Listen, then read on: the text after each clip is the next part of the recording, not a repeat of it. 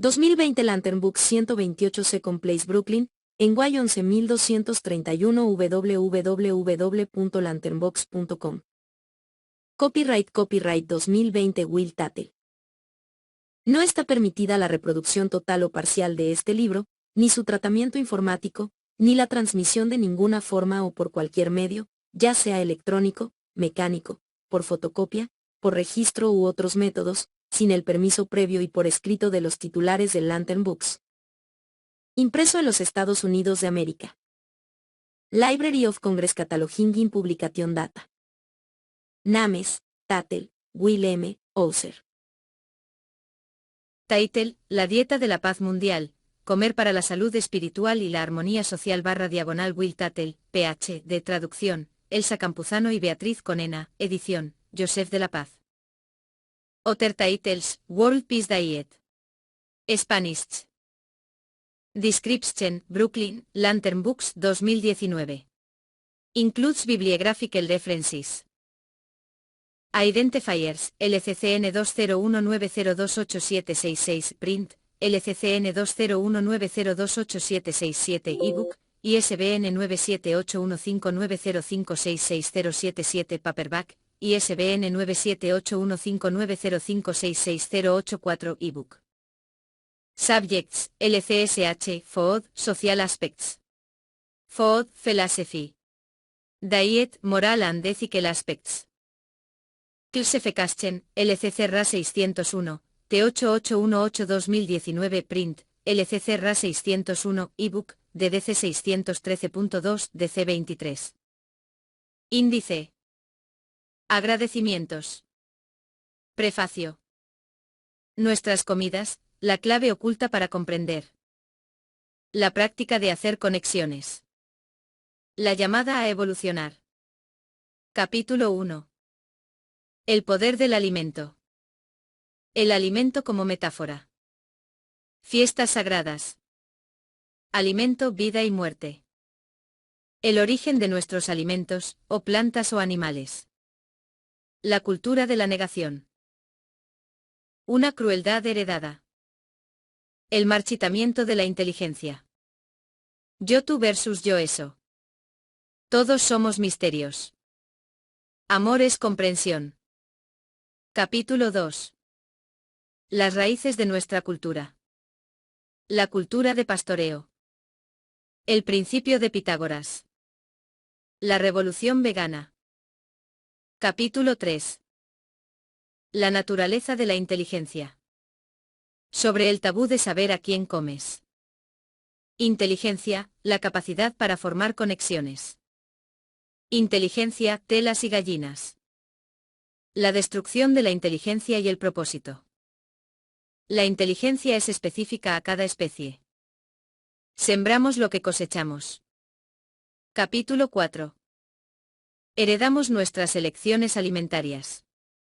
Nuestra herencia, el adoctrinamiento infantil. La importancia de irse del hogar. El poder de la presión social. El sentido del gusto y los sabores. La defensa de la fortaleza. Capítulo 5. La inteligencia de la fisiología humana. El regalo. Los constituyentes de los alimentos de origen animal. Lo gordo de la situación. Toxinas. El complejo carne-medicina. El efecto placebo. Nuestro cuerpo, nuestro amigo. Capítulo 6. La caza y el pastoreo de la vida marina. Desechos tóxicos, carne tóxica. El pastoreo de peces. Naves flotantes de muerte. Capítulo 7. La dominación de lo femenino. La pesadilla de los lácteos. Forzamos a las vacas a producir. Las toxinas en la leche. 4 senderos hacia el infierno. La máscara del bigote de leche. Los huevos, más dominación de lo femenino. La red de conexiones. Resucitar a Sofía. Capítulo 8. La metafísica de los alimentos. Comemos vibraciones. Con los ojos de un ángel. Máscaras y miedo. El cultivo de la compasión. Capítulo 9. Ciencia y religión reduccionistas. Somos descendientes de la cultura de pastoreo. Ciencia y esclavitud. Reduccionismo religioso. El mito del mal. Capítulo 10. El dilema del trabajo. El desempeño del trabajo sucio.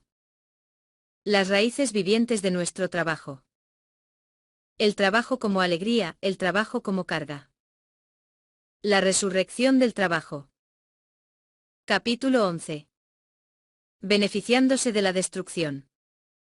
La industrialización de la agricultura. Comemos tierra, agua y combustibles fósiles. Las toxinas en la agricultura animal. La sanación de la tierra y de la economía. Las consecuencias de evadir las consecuencias. Capítulo 12. Respuestas a algunas objeciones. Alimentamos objeciones. Los animales como éticamente triviales. El mito del humano depredador. La justificación de la ciencia. La justificación de la religión. Otras objeciones. Capítulo 13. Evolución o disolución. Las dos perspectivas limitadas. El ciclo de violencia. La sombra. Fines y medios. El imperativo intuitivo. Algunas tradiciones de intuición y compasión. Un ejemplo, Samadhi y Sohin. ¿Es el chamanismo una respuesta? El imperativo vegano. La mala educación emocional de los niños varones. El nacimiento de la conciencia posracional. Capítulo 14. Viaje de transformación. La enjollada red de travesías. Semillas de inspiración. La lechería orgánica en el campamento del desafío. Semillas de comprensión. Irse del hogar. Semillas de comunidad. El templo Songwansa. El poder de la comunidad. Capítulo 15. Vivir la revolución. El holograma. Víctimas, perpetradores y espectadores. Nuestra conexión con los animales. Caminos de ida y vuelta a la cordura. Implicaciones para nuevas investigaciones y conversaciones. Privilegio y esclavitud. Los últimos días de comer animales. La película de la vida en la Tierra. El mensaje del alce. De exclusividad obsoleta a todos nosotros. Notas. Recursos adicionales. Bibliografía. Sobre el autor. Agradecimientos. Estoy agradecido por las muchas personas que me han ayudado a lo largo del camino, contribuyendo sus perspicacias y energía al proceso de crear este libro. Agradezco sinceramente a aquellos que leyeron el manuscrito en algún momento y ofrecieron comentarios útiles, especialmente Judy Carmen, Evelyn Casper, Regan Forrest, Lynn Gale, Cheryl Maete, Laura Remy, Beda Stram, Beverly Tattel, Ed Tattel y Madeleine Tattel. Los médicos Michael Greger y John McDougall proveyeron útiles perspicacias para el 5º capítulo, y el médico Michael Clapper para los capítulos 5 al 7. También le doy las gracias a Doug Davis, Joy y Michelle Levy, Howard Lyman, Norm Phelps, Zach Chatz, Jerry Simonelli y Zoe Whale por su interés en el manuscrito y sus útiles comentarios, y a todos los mencionados arriba por su apoyo. Agradezco a mis editores Sarah Gallegly y Martin Rowe por hábilmente revisar el manuscrito y hacerlo más claro para los lectores. Un agradecimiento especial a Beatriz Conena por su iniciativa de traducir el texto original del inglés al español, a Elsa Campuzano por su hábil reelaboración y refinamiento de la traducción, y a Joseph de la Paz por la edición final y la preparación de esta versión en español. Además de estas personas, hay muchas más que contribuyeron al libro menos directamente a través de conversaciones y a través de sus escritos, discursos y esfuerzos creativos para elevar la conciencia humana. Mi más profunda apreciación a todos ustedes por todas sus contribuciones. Un gran agradecimiento a mi querida esposa Madeleine por sustentarme con amorosa bondad, maravillosas comidas y animadas discusiones durante todos los años durante los cuales este libro estuvo tomando forma. Finalmente, mi más profundo agradecimiento a todos los animales con quienes compartimos este hermoso planeta, por su presencia celebradora y su misteriosa colaboración con las fuerzas vivientes que hacen que todo sea posible aquí. Ojalá su sufrimiento bajo nuestras manos abra nuestros corazones a la compasión. Prefacio. Nuestras comidas, la clave oculta para comprender. Este libro es un intento de iluminar la historia de nuestra cultura y de presentar los bosquejos de una comprensión de nuestro mundo más empoderadora. La clave para este entendimiento radica en comprender las implicaciones de gran alcance de nuestras elecciones alimentarias y los valores que éstas tanto reflejan como exigen. A primera vista, nunca esperaríamos encontrar una clave tan potente en el lugar tan ordinario que la comida ocupa en nuestra cultura, pero si miramos con detenimiento, empezaremos a darnos cuenta de que nuestra realidad cultural compartida está profundamente afectada por las actitudes, creencias y costumbres que tenemos sobre la comida. Lo que comemos tiene sorprendentes consecuencias no reconocidas, sociales, psicológicas y espirituales, que se propagan a través de todos los aspectos de nuestras vidas. En realidad, la comida es nuestra conexión más íntima y reveladora tanto con el orden natural como con nuestra herencia cultural viviente. Al comerlos literalmente incorporamos a las plantas y los animales de esta tierra, y es también a través de este acto de comer que consumimos los valores y paradigmas de nuestra cultura en los niveles más primordiales e inconscientes. De niños ingerimos los valores y las suposiciones invisibles de nuestra cultura, al estar constantemente expuestos a los complejos patrones de creencias sobre nuestro ritual social más complejo, el comer. Como si fuéramos esponjas, aprendimos, observamos, consumimos y fuimos aculturados ahora, de adultos, con nuestras vidas acosadas por el estrés y por una serie de intimidantes problemas de nuestra propia creación. Con razón anhelamos comprender la fuente de nuestra frustrante incapacidad de vivir en armonía en esta tierra. Cuando miramos con suficiente profundidad, descubrimos una fuerza inquietante que es fundamental para la generación de nuestros dilemas y crisis, una fuerza que en realidad no está escondida para nada, sino que nos está mirando todos los días desde nuestros platos. Ha estado allí sin ser descubierta, en el más evidente de los lugares, es nuestra comida. Y aun cuando hoy en día hay debates acalorados sobre cuáles son las mejores dietas en términos de salud y longevidad, este libro no aborda las dietas en este sentido usual, sino que es un estudio sobre las profundas consecuencias culturales y espirituales que tienen nuestras elecciones alimentarias y la mentalidad detrás de ellas. Al situar a los seres humanos en la cumbre de la cadena alimentaria del planeta, nuestra cultura ha perpetuado históricamente una visión del mundo que exige de sus miembros una reducción de concienciación y de sentimientos esenciales, y es este proceso de desensibilización el que debemos entender si queremos comprender las causas subyacentes de la opresión, la explotación y la desconexión espiritual. Cuando practicamos el comer para la salud espiritual y la armonía social, practicamos el hacer ciertas conexiones esenciales, conexiones que nuestros rituales alimentarios culturalmente inducidos normalmente requieren que bloqueemos de nuestro conocimiento. Esta práctica es un requisito esencial para evolucionar a un estado de conciencia donde la paz y la libertad son posibles. Estamos en medio de una profunda transformación cultural. Cada vez es más evidente que el viejo mito subyacente de nuestra cultura se está derrumbando. Nos estamos dando cuenta de que sus suposiciones fundamentales son obsoletas y si permitimos que continúen, resultarán no solamente en la devastación ecológica de los complejos y delicados sistemas de nuestro planeta sino también en nuestra autodestrucción.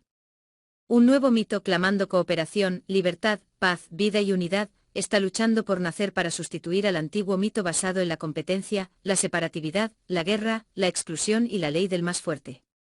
La alimentación es un elemento clave para este nacimiento, ya que nuestros hábitos alimentarios condicionan profundamente a nuestra mentalidad, y porque nuestras comidas son la forma primaria en que nuestra cultura, a través de nosotros, replica y promulga su sistema de valores.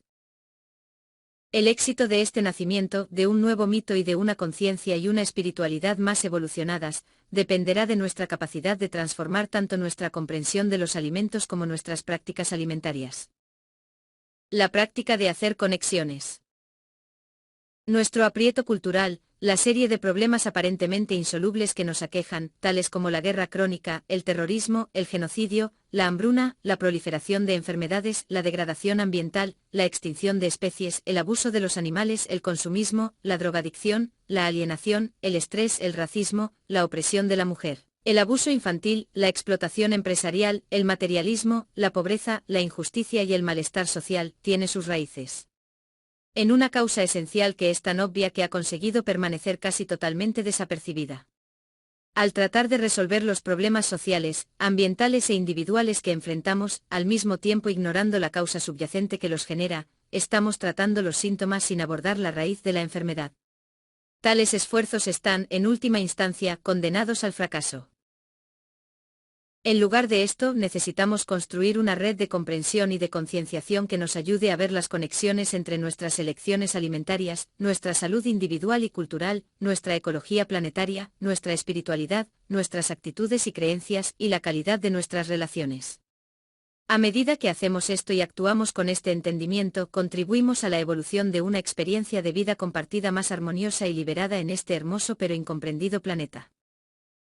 Creo que hasta que no estemos dispuestos y seamos capaces de hacer las conexiones entre lo que estamos comiendo y lo que se requirió para que lo tuviéramos en nuestros platos, y cómo nos afecta el comprarlo, servirlo y comerlo, seremos incapaces de hacer las conexiones que nos permitan vivir sabia y armoniosamente en esta tierra. Cuando somos incapaces de hacer conexiones, somos incapaces de entender y también somos menos libres, menos inteligentes, menos amorosos y menos felices. Quizás la tarea más crucial para nuestra generación, nuestra misión colectiva en esta tierra, es la de hacer algunas conexiones indispensables, las cuales nuestros padres y nuestros antepasados en su mayor parte no han podido hacer, y por lo tanto la de evolucionar a una sociedad humana más sana que legar a nuestros hijos. Si no logramos hacer la conexión entre nuestras comidas diarias y nuestro aprieto cultural, inevitablemente no lograremos sobrevivir como especie en esta tierra. Al negarnos a hacer esta conexión esencial, condenamos a los demás y nos condenamos a nosotros mismos a un enorme sufrimiento, sin jamás comprender el porqué. La llamada a evolucionar. Aunque pasé los primeros 22 años de mi vida comiendo las grandes cantidades de alimentos de origen animal típicos de nuestra cultura, he pasado los últimos 30 años, más o menos, explorando las fascinantes conexiones y relaciones causa-efecto entre nuestra práctica individual y cultural de usar animales para comerlos y el estrés y dificultades que nos creamos los unos a los otros y a nosotros mismos. He descubierto que la violencia que instigamos para nuestros platos tiene un notable efecto boomerang. Sin embargo, resulta inmediatamente evidente que nuestro sentido colectivo de culpa acerca de nuestro maltrato a los animales para comerlos hace que el reconocimiento de esta conexión básica sea enormemente difícil. Comer alimentos de origen animal es una causa fundamental de nuestros dilemas, pero haremos todo lo posible para evitar confrontar este hecho. Es el punto ciego que nos define. Y es la pieza esencial que falta para completar el rompecabezas de la paz y la libertad humanas. A causa de nuestro comportamiento culturalmente heredado, de abusar a los animales a quienes comemos y de ignorar este abuso, nos resistimos a mirar detrás de la cortina de nuestra negación, a hablar los unos con los otros sobre las consecuencias de nuestras comidas y a cambiar nuestro comportamiento para que refleje lo que vemos y sabemos. Esta renuencia es socialmente apoyada y continuamente reforzada. Nuestro comportamiento invariablemente refleja nuestro entendimiento, y sin embargo nuestro comportamiento determina el nivel de entendimiento que somos capaces de alcanzar. La llamada que escuchamos hoy es la persistente llamada a evolucionar. Es parte de una canción mayor a la cual todos contribuimos y la cual vive en nuestras células y en la naturaleza esencial del universo del cual surge nuestro ser. Es una canción en última instancia de sanación, alegría y celebración, ya que todos nosotros, tanto humanos como no humanos por igual, somos expresiones de un universo benevolente y hermoso. También es una canción del dolor más oscuro y de transgresión, debido a nuestras prácticas aceptadas de dominar, mercantilizar y matar animales y personas. Para poder aprisionar y matar animales con el fin de comerlos, debemos reprimir nuestra compasión natural, alejándonos de nuestra innata intuición y empujándonos hacia el materialismo, la violencia y la desconexión. La canción del mito nuevo que anhela nacer a través de nosotros requiere que nuestros espíritus sean lo suficientemente amorosos y estén lo suficientemente vivos como para oír y reconocer el dolor que estamos causando a través de nuestra obsoleta orientación alimentaria. Hemos sido llamados a permitir que nuestra bondad y misericordia innatas resplandezcan y hagan frente a las adoctrinadas suposiciones culturales que promueven la crueldad. Mientras se nos concedan diversos grados de privilegio basados en nuestra especie, raza, clase social y género, todos resultamos perjudicados cuando cualquiera es perjudicado. En última instancia, el sufrimiento está totalmente interconectado, ya que todos estamos interconectados, y los privilegios socialmente construidos solo sirven para desconectarnos de esta verdad de nuestra interdependencia. Este libro está destinado a lectores de todas las tradiciones religiosas, así como a los que no se identifican con ninguna tradición en particular. Al igual que la regla de oro, la cual articula un principio expresado por todas las tradiciones religiosas del mundo y es intuitivamente aceptado por gente de todas las culturas y convicciones, los principios discutidos en este libro son universales y pueden ser entendidos y practicados por todos nosotros, independientemente de nuestra afiliación o no afiliación religiosa. Lo único que se necesita para comprender estos principios, y para ver que estos nunca contradicen nuestras más profundas enseñanzas religiosas o nuestros anhelos espirituales, sino que siempre los satisfacen e iluminan, es una mente moderadamente abierta y la predisposición para hacer conexiones. La canción de nuestro necesario despertar y evolucionar nos está llamando. Lograr la comprensión profunda que requiere esta canción depende de que descubramos las conexiones y relaciones que han sido ocultadas o ignoradas crónicamente. Hay un camino por recorrer, y esta es la aventura de descubrimiento que nos llama. Capítulo 1. El poder del alimento.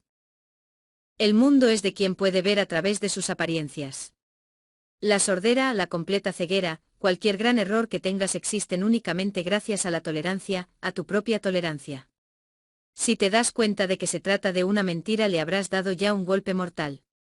Emerson. El tenedor de mesa es el arma más violenta en la tierra. Mahatma Gandhi. El alimento como metáfora. Desde tiempo inmemorable, empezando con Pitágoras en Grecia hace 2 milenios y medio y continuando con los profetas del Viejo Testamento en el Antiguo Levante, Mahavira y Buda Gautama en la India y luminarios posteriores tales como Platón, Plutonio y los primeros padres cristianos, reformistas sociales y maestros espirituales han enfatizado la importancia de prestar atención a nuestras prácticas y actitudes con respecto al alimento. El hecho de que estas enseñanzas hayan sido agresivamente ignoradas, descontadas y encubiertas a lo largo de los siglos tiene un significado mayúsculo, y si miramos profundamente a las heridas y actitudes responsables de este encubrimiento encontraremos verdades liberadoras sobre nuestra cultura, sobre nosotros mismos, y sobre el camino a una positiva transformación personal y planetaria. ¿Qué es lo que le da tanto poder al alimento y por qué hoy en día este poder no ha sido reconocido? Contestar esta pregunta requiere que prestemos atención de maneras nuevas y que hagamos las conexiones que nos han enseñado a no hacer. El alimento no es únicamente una necesidad fundamental. Es también un símbolo esencial de la vida interior compartida de todas y cada una de las culturas humanas, incluyendo la nuestra. Es fácil ver que el alimento es una fuente y metáfora de vida, amor, generosidad, celebración, placer, consuelo, adquisición y consumo. Pero irónicamente también es una fuente y metáfora de control, dominación, crueldad y muerte, ya que frecuentemente matamos para comer. Cada día, de la cuna a la tumba, todos elegimos nuestros alimentos, o alguien los elige por nosotros. La calidad de la conciencia a partir de la cual hacemos estas inevitables elecciones alimentarias, ya sea que las hagamos nosotros mismos o que alguien las haga por nosotros, tiene una enorme influencia sobre nuestra habilidad de hacer conexiones. Esta capacidad de hacer conexiones significativas determina si somos y nos convertimos en amantes y protectores de la vida o inconscientes perpetuadores de crueldad y muerte. Creo que en los niveles más profundos de nuestra conciencia, todos añoramos lograr una unión espiritual auténtica con la fuente de la vida, sentir directamente nuestra verdadera naturaleza. Es este anhelo de vivir una vida de plenitud y verdad, libre del doloroso espejismo de separación fundamental, el que nos insta a explorar e investigar los misterios que nos rodean en la vida diaria. Nos damos cuenta de que mirar profundamente nos conecta con nuestros recursos y raíces espirituales. Mirar profundamente a la comida, qué y cómo comemos, y las actitudes, acciones y creencias con respecto a dicha alimentación, es una aventura de mirar al propio corazón de nuestra cultura y de nosotros mismos.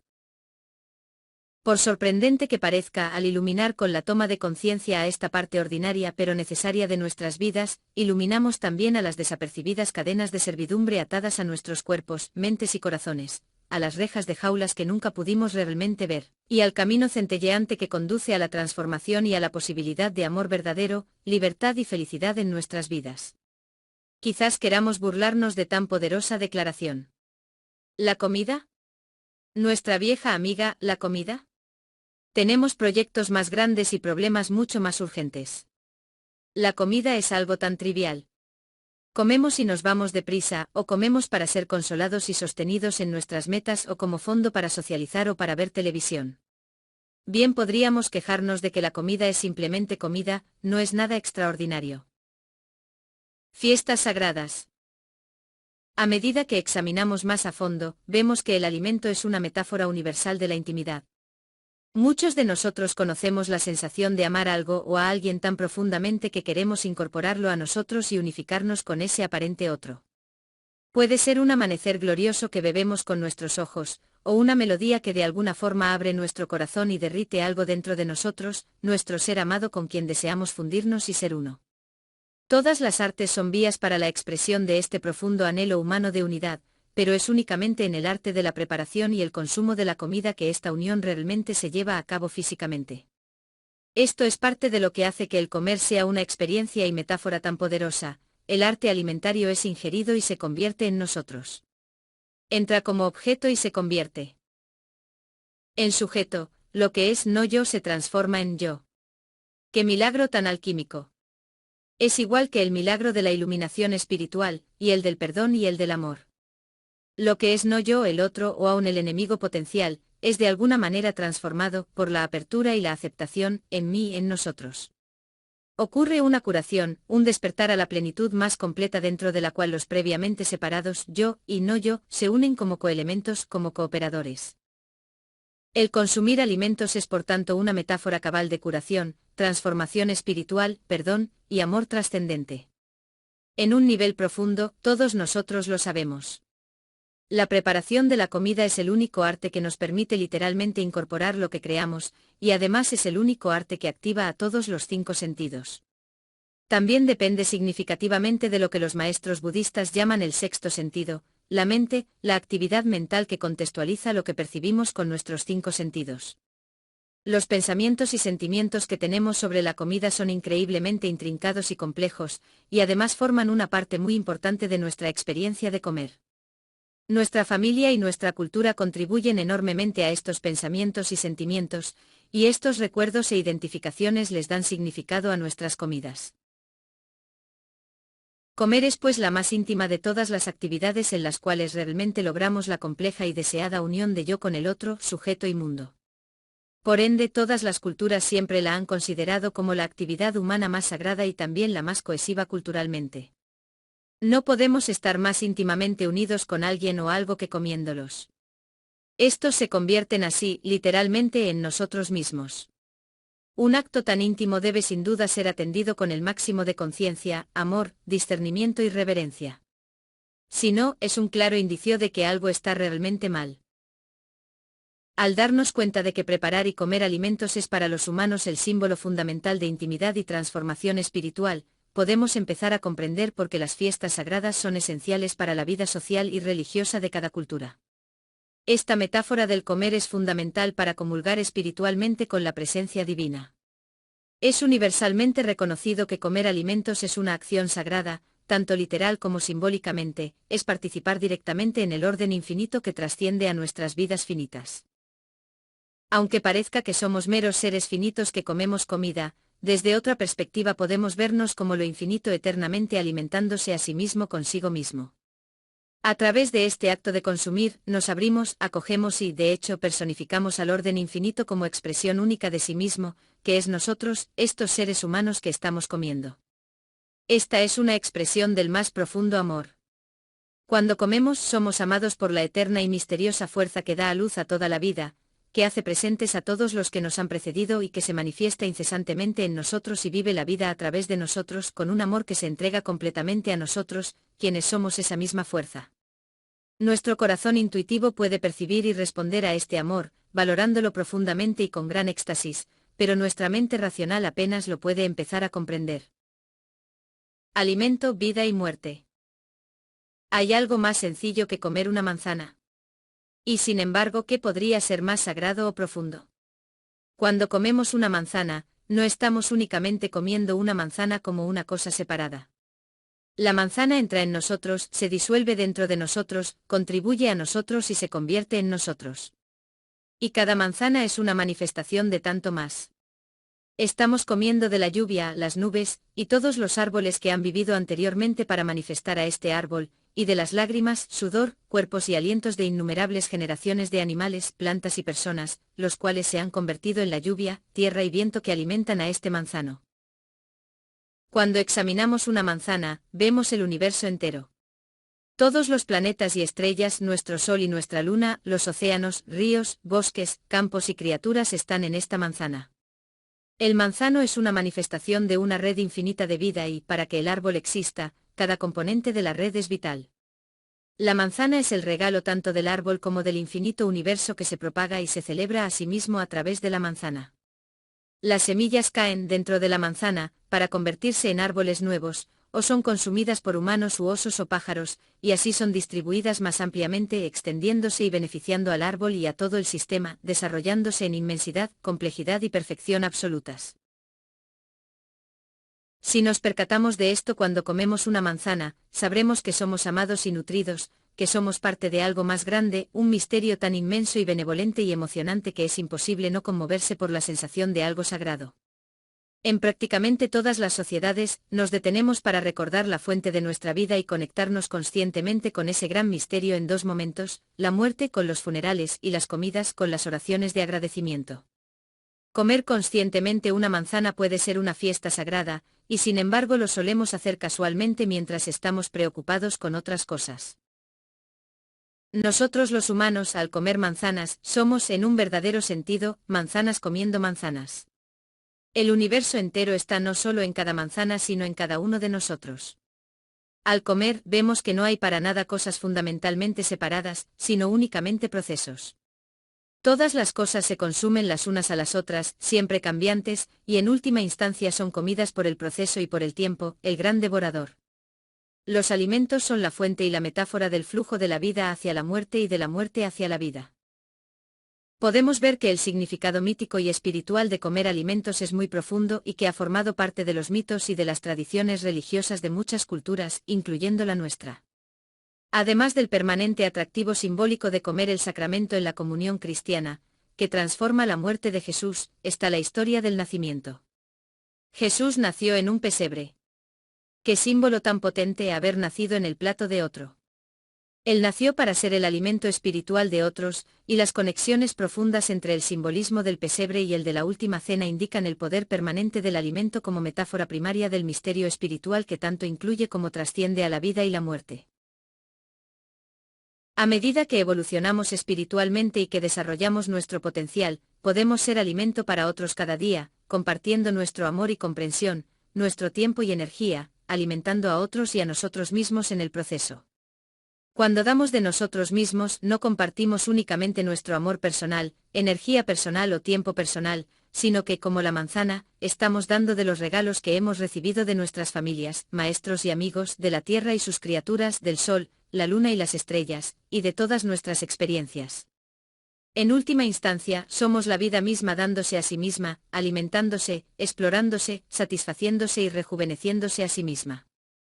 Si vivimos bien, alimentamos a muchos con el alimento más nutritivo, los frutos de la compasión y la sabiduría. Al fin y al cabo, más que necesitar comida para el viaje, podemos descubrir que somos la comida para el viaje de otros y que ellos son la comida para nuestro viaje, y que nuestra más profunda necesidad y alegría no reside en meramente consumir sino en ser este alimento nutritivo para otros. Todos hemos nacido en un pesebre simbólico, para ser el alimento espiritual de otros, y estamos llamados a descubrir nuestra forma particular de contribuir. Es tan sorprendente que un acto tan mundano como parece ser el comer pueda ser el centro de poder en nuestra vida cultural y espiritual. Al explorar más profundamente este concepto, debemos examinar lo que escogemos comer. ¿Qué hay detrás de nuestras elecciones alimentarias? El origen de nuestros alimentos, o plantas o animales. En nuestra cultura a menudo borramos e ignoramos deliberadamente la distinción entre los alimentos que provienen de animales y aquellos que provienen de plantas. Sin embargo, al reconocer explícitamente lo obvio, nos empoderamos a nosotros mismos para poder comprender más profundamente. Por lo general, los alimentos de origen vegetal son las frutas y semillas desprendidas espontáneamente por ciertas plantas. Por ejemplo, los granos como el trigo, la avena, el arroz, el maíz, la cebada, la quinoa, el centeno y el mijo, son las semillas y los frutos de los cereales gramíneos. Las legumbres como la soja, el garbanzo, la lenteja, el guisante, la habichuela y el cacahuete son las semillas de las plantas leguminosas. Frutas, verduras como los tomates, las calabacitas, los pimientos, las calabazas, la ocra, las berenjenas y los pepinos, son los frutos y semillas de plantas herbáceas.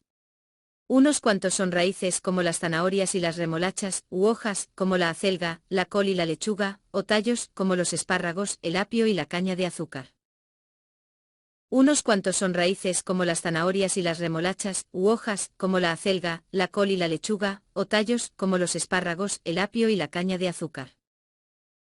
Detrás de los alimentos de origen vegetal que comemos, podemos ver huertos y jardines, campos, bosques y estaciones del año, así como personas que nutren y cuidan a las plantas. Si las plantas son cultivadas orgánicamente con métodos sostenibles en pequeña escala, entonces vemos la belleza y abundancia de la tierra ofreciendo deliciosos y saludables alimentos a quienes se interesan en los demás y trabajan en armonía con los ritmos de la naturaleza. Al examinar a fondo vemos que comer estos alimentos causa muy poco sufrimiento. La mayoría de los alimentos de origen vegetal son frutas y semillas que se desprenden de los pastos, hierbas, árboles, viñas y otras plantas. Además, al contrario de los animales, los cuales tienen la capacidad de desplazarse y por lo tanto necesitan un sistema nervioso con receptores del dolor para ayudarles a evitar comportamientos autoperjudiciales, las plantas no tienen nada análogo a un sistema nervioso o a receptores de dolor. Al estar arraigadas e inmóviles, la naturaleza no tiene ninguna razón para conceder o desarrollar mecanismos que les ayuden al permitirles sentir dolor. 1 asterisco. Los alimentos de origen animal son o la carne y los órganos de animales muertos o las secreciones de animales incautadas. Dentro de la primera clase de alimentos encontramos los músculos de una variedad de animales, a quienes matamos para producir los alimentos que son el centro de la mayoría de las comidas de nuestra cultura. Generalmente nos referimos a la carne de peces o mariscos por la especie del animal, como atún, pez gato, salmón, langosta, cangrejo y camarón. Aunque en los Estados Unidos por lo general consumimos menos anfibios y reptiles que en otros países, igualmente criamos aquí ranas, tortugas y cocodrilos para producir piernas de rana y carne de tortuga y cocodrilo para consumo humano. También nos referimos a la carne de aves por la especie del animal, como cuando comemos pollo, pavo, pato, emú y faisán, y a menudo diferenciamos entre los diferentes tipos y colores de la carne, tales como pechuga y pata, carne blanca o carne oscura. En contraste con lo anterior, raramente nombramos a la carne de los mamíferos por su especie, sino que nos referimos a ella como un corte particular de carne como lomo. Sirloin o solomillo, falda, churrasco de cuadril, arrachera, espaldilla asada, costillas asadas, tebone, o como carne de cerdo, tocino, costillas, ternera, chuletas de cordero, carne de venado, carne de cordero, carne molida, hamburguesas, salchichas, salchichas de Bolonia, chorizos y jamón. 2 También comemos ciertos órganos internos, especialmente los riñones e hígados de mamíferos jóvenes, los hígados engordados de patos y gansos, el paté, y con menor frecuencia, el estómago, callos, mondongo o pancita y el corazón, la lengua, los sesos y los pies de algunos animales, a veces conocido como queso de cabeza. La leche de madres lactantes, vacas, ovejas y cabras, la bebemos y comemos en forma de mantequilla, yogurt, crema, y una variedad de quesos. Y usamos el cuajo, el revestimiento del estómago de los becerros sacrificados, para coagular la leche y hacer los quesos. También nos apropiamos de los huevos de las aves y de la miel que es excretada de los cuerpos de las abejas.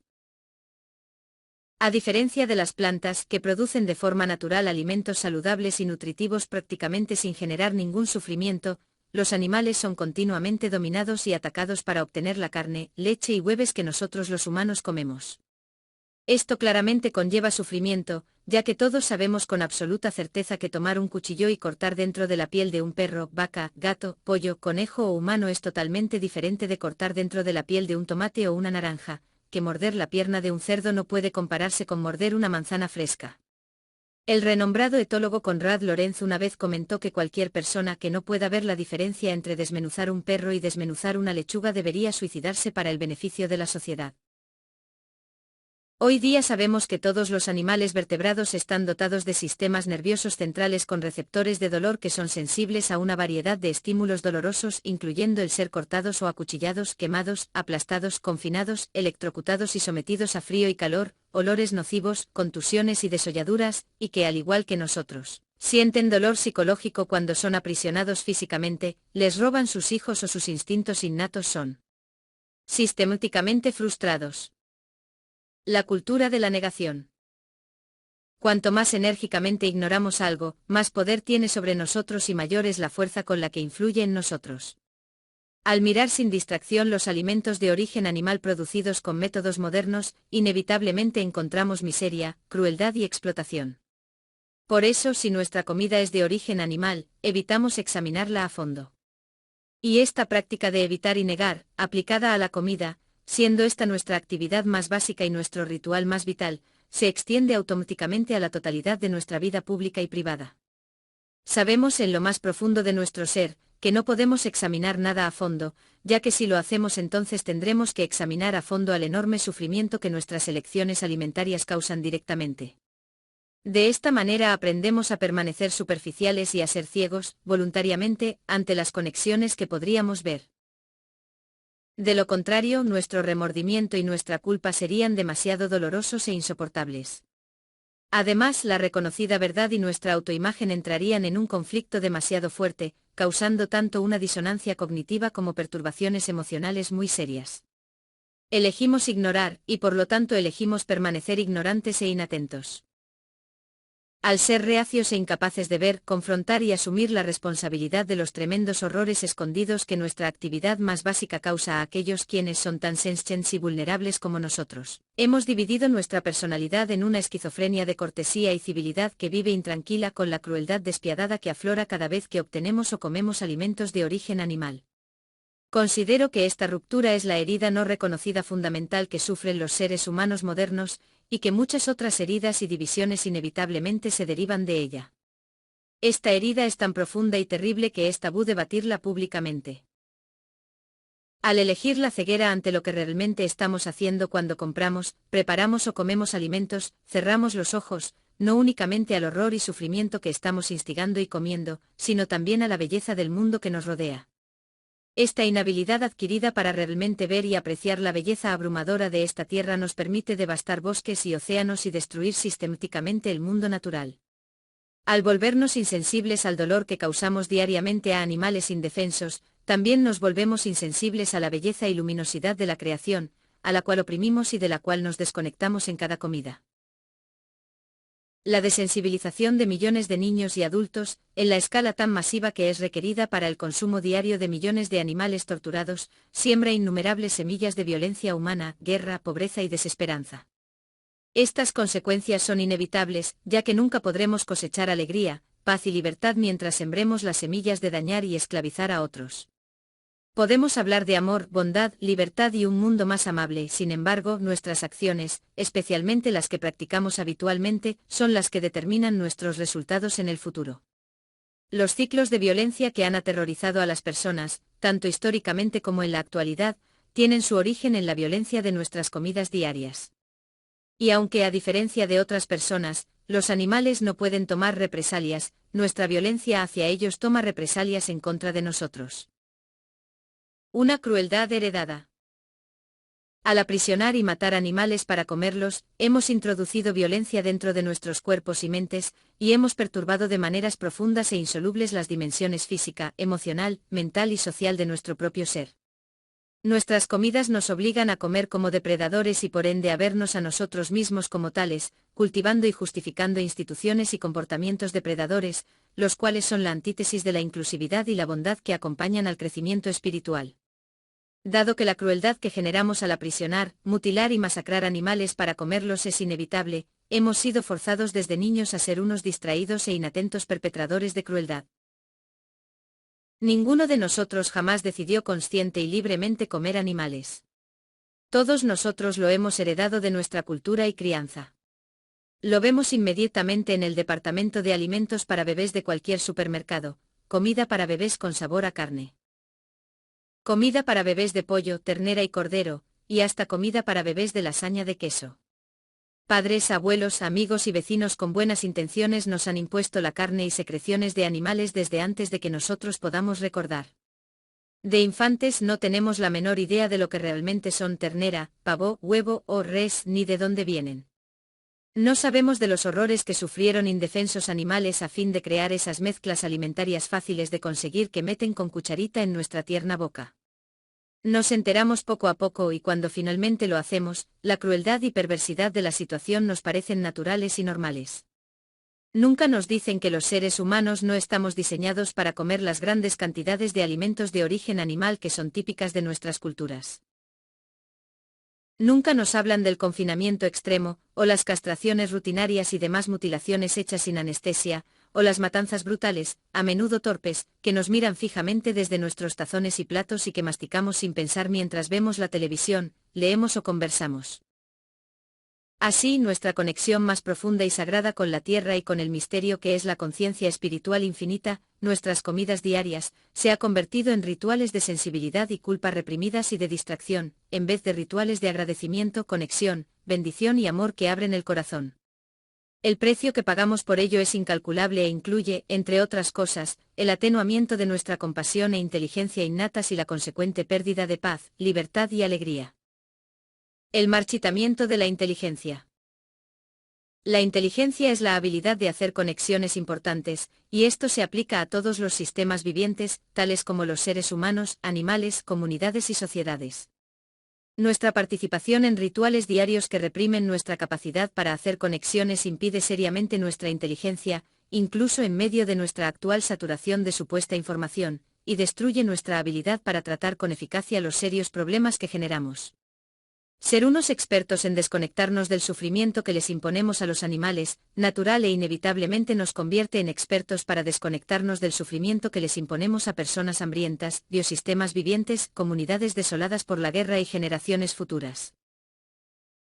Nuestra capacidad para bloquear a la fuerza las sensaciones hace que también seamos fácilmente distraídos y manipulados por los intereses de las empresas cuyas ganancias dependen de nuestra incapacidad de hacer conexiones significativas. La compasión es inteligencia ética, es la capacidad de hacer conexiones y el consecuente impulso de hacer algo para aliviar el sufrimiento de otros. Al igual que la inteligencia cognitiva, también es suprimida por la práctica de comer animales.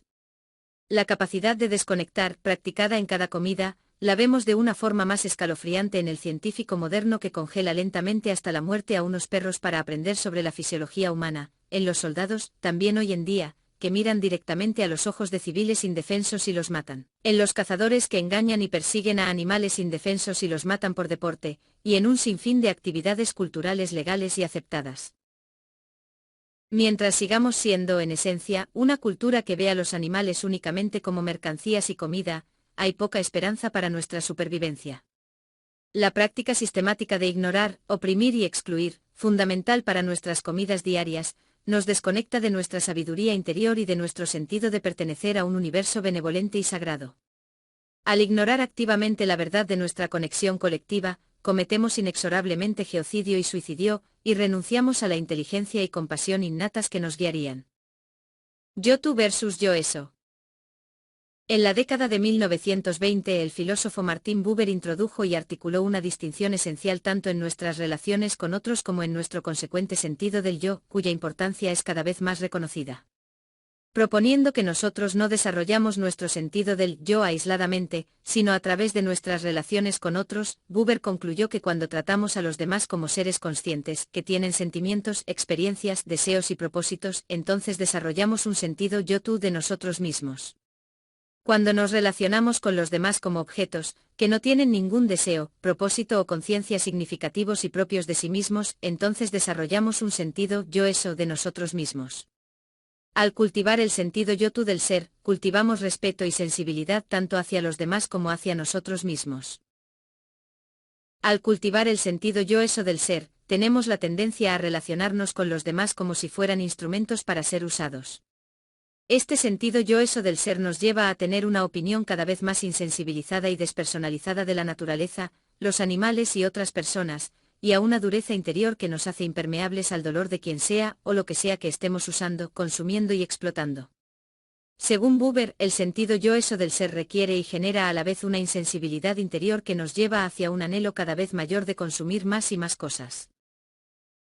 Esta irónica e imposible búsqueda de felicidad y satisfacción, llevada a cabo por seres cosificados, separados y ansiosos, y la cual reduce a los demás a ser meros instrumentos de placer o ganancia, es uno de los impulsos primarios detrás del consumismo y de la industrialización, el capitalismo corporativo y la devastación ecológica y social. Todos ellos fuera de control, que esta mentalidad genera inevitablemente. Y aunque las conclusiones de Buber son provocadoras y esclarecedoras, aparentemente Buber no fue capaz de reconocer la dinámica más profunda que es responsable de generar el sentido yo-eso del ser, nuestras elecciones de alimentos, que aprendemos desde nuestro nacimiento y dentro de las cuales seres misteriosos, sensibles e inteligentes son continua y ciegamente reducidos a meros objetos para ser usados, matados y comidos. Es sorprendente que en sus 40 años o más de meditar y escribir sobre las mentalidades del yo-tú y del yo-eso, Buber no fuera capaz de reconocer esta conexión tan obvia entre el comer animales y el desarrollo del sentido yo-eso del ser. Pero lo que es mucho más increíble es que, de todos los miles de brillantes escritores e investigadores en las ciencias físicas y humanas en los últimos 100 años, prácticamente ninguno de ellos haya producido una sola frase sobre el tema. Estas mentes tan brillantes han sido algunas de las más innovadoras y valientes de su tiempo, arriesgándose al introducir controversias y atreviéndose a ofrecer al mundo muchas ideas nuevas en los campos de la sociología y la teoría social, la psicología, la filosofía, la teoría de sistemas, las ciencias, la economía, la historia, la política, la antropología, la teología, la religión comparativa y la espiritualidad. 3. ¿Cómo es posible que algo tan central y obvio en nuestras vidas y en nuestra forma de pensar, la manera en la que tratamos a los animales para comerlos, haya pasado desapercibido y haya sido ignorado por tantos de nosotros durante tanto tiempo? Es inquietante el contemplar las pilas de libros, artículos, ensayos, conferencias y documentales producidos por y acerca de las grandes mentes modernas y ver lo innombrable que es este tema. La idea de que nuestra violencia rutinaria contra los animales, para comerlos, pueda ser una fuerza primaria detrás del sufrimiento humano y de la guerra ha sido prácticamente impensable hasta el día de hoy. Aun las voces más radicales y contemporáneas han sido reacias o incapaces de abordar seriamente este tema, al igual que prácticamente lo han sido todos los escritores y líderes modernos en los movimientos relacionados con el potencial humano, la espiritualidad, la ecología, la justicia social, la salud holística y la paz. 4. Esto no pretende, de ninguna manera, criticar ni a estas magníficas personas ni a sus contribuciones o ideas, sino que sirve para enfatizar la resistencia tan asombrosa que tiene nuestra cultura para no afrontar el comportamiento que la define, el cual es tan obvio y omnipresente como los anuncios de hamburguesas y pollo frito, pero que al mismo tiempo es tan invisible como el aire y misteriosamente inaccesible. Esto ocurre porque todos nosotros nos hemos puesto de acuerdo en que a cualquier costo, esta verdad debe ser ignorada. Una de las contribuciones notables de Carl Jung fue la de articular las características del arquetipo de la sombra, lo que el yo se incluye pero que al mismo tiempo niega y reprime. Y es así que aunque sea reprimida, la sombra será escuchada e invariablemente es proyectada en formas perjudiciales y quizás insidiosas. Nuestro maltrato a los animales para comerlos es de largo nuestra mayor sombra cultural. Nuestra culpa colectiva nos empuja no solamente a esconder la violencia que comemos sino también a manifestarla en nuestras acciones y en la agresividad de nuestros estilos de vida, películas, libros, juegos y demás medios de comunicación, y en la violencia que nos infligimos, ya sea directa o indirectamente, los unos a los otros. Todos somos misterios. Nuestra práctica ininterrumpida de cosificar a los animales para comerlos, además de violar el orden natural en formas profundas que nos causan un enorme y no reconocido sufrimiento tanto a nosotros como a los otros animales. 5. También nos ciega a lo que nosotros y los otros animales somos en realidad. Erramos al reducirnos a nosotros mismos a meras entidades materiales que nacen, viven un tiempo finito y mueren. Al igual que los otros animales, no somos fundamentalmente seres físicos, sino que esencialmente somos conciencia. Todos somos expresiones de la fuerza misteriosa e infinitamente creativa que da vida y sostiene a los universos de manifestación, y nuestros cuerpos y mentes son sagrados, de la misma manera que lo son los cuerpos y mentes de todas las criaturas. Al igual que nosotros, los otros animales tienen sentimientos y anhelos, forman hogares, se aparean, sufren hambre y son los sujetos conscientes de sus vidas. Ellos hacen todo lo posible al igual que nosotros, para evitar el dolor y la muerte y para hacer lo que les aporta felicidad y plenitud. Lo que los seres humanos fundamentalmente somos es un enorme misterio. Las instituciones científicas, religiosas, educativas y gubernamentales han hecho muy poco, al fin y al cabo, para revelarnos a los humanos, de alguna manera profunda o transformativa, lo que los humanos somos. Esencialmente. Quizás nuestro entendimiento del misterio que somos los seres humanos no ha evolucionado desde los tiempos de Moisés, Buda, Confucio y Jesucristo. Hay quienes argumentarían que sabemos más y que ciertamente hemos evolucionado más, pero otros dirán que sabemos menos de lo que verdaderamente es vital, y que estamos más enajenados y somos más ignorantes que en tiempos anteriores. Pero a pesar de todas nuestras investigaciones científicas y religiosas, nadie puede argumentar que no somos unos misterios para nosotros mismos. Y de la misma manera que nosotros no sabemos realmente lo que es un hombre o una mujer, tampoco sabemos lo que es una yegua o un caballo, o un perro, un elefante, un águila, un delfín, una gallina, un pez espada, una langosta, un lagarto, un ratón, una mariposa, un gusano, una abeja o una mosca. Todos ellos son absolutamente misteriosos para nosotros, quizás incluso aún más misteriosos de lo misterioso que nosotros somos para nosotros mismos. Ellos realmente son otros, y este entendimiento esencial debería de crear dentro de nosotros un sentido de humildad, reverencia y respeto. Sin embargo, por desgracia, nos inventamos categorías mentales para clasificar a los seres infinitamente misteriosos con quienes nos encontramos, tales como negros, esclavos y paganos, o animales para comer. 6. Animales de caza, plagas y animales de laboratorio. Estas categorías y la violencia con la cual tratamos a estos seres magníficos a quienes hemos categorizado, no cambian o disminuyen fundamentalmente su naturaleza enigmática y sagrada. Lo único que logran es nublar y esclavizar a nuestras mentes con el pensamiento distorsionado que nace de nuestra actitud egoísta y exclusivista. La luz de la infinita fuente espiritual de toda la vida brilla por igual en todas las criaturas. Al ver y reconocer esta luz en los demás, nos liberamos tanto a nosotros mismos como a ellos. Esto es amor. Cuando no logramos verla, generalmente por no haber tenido la experiencia de que alguien la haya visto en nosotros, nos encarcelamos a nosotros mismos, confundiendo los confines de lo superficial con lo profundo y libre. Al ver a los otros animales meramente como objetos que explotar para comerlos, hemos rasgado el tejido de armonía esencial de manera tan profunda que hemos creado una cultura que se esclaviza a sí misma, a menudo sin darse cuenta. La dominación de humanos por humanos es una consecuencia necesaria de dominar a los otros animales para comerlos. Tal y como lo ha demostrado Jim Mason en An Unnatural Order, un orden antinatural, existe un fuerte vínculo histórico entre la esclavización de humanos y la esclavización de animales para comer. Esta esclavizante mentalidad de dominación y exclusión es la clave del malestar espiritual que nos permite hacer la guerra contra la tierra y los unos contra los otros. Amor es comprensión. Cuando yo era joven, a menudo me preguntaba si nuestra cultura realmente tenía que ser así. He descubierto que no. Con nuestras comidas, nuestra conexión más vital con nuestra cultura y con el mundo natural, todos podemos hacer una contribución de lo más profunda a la transformación cultural y a la paz mundial. El hacer el esfuerzo necesario para cultivar nuestra conciencia y para ver más allá de la poderosa aculturación que hemos padecido nos brinda comprensión. La curación, la gracia y la libertad provienen de la comprensión. El amor comprende.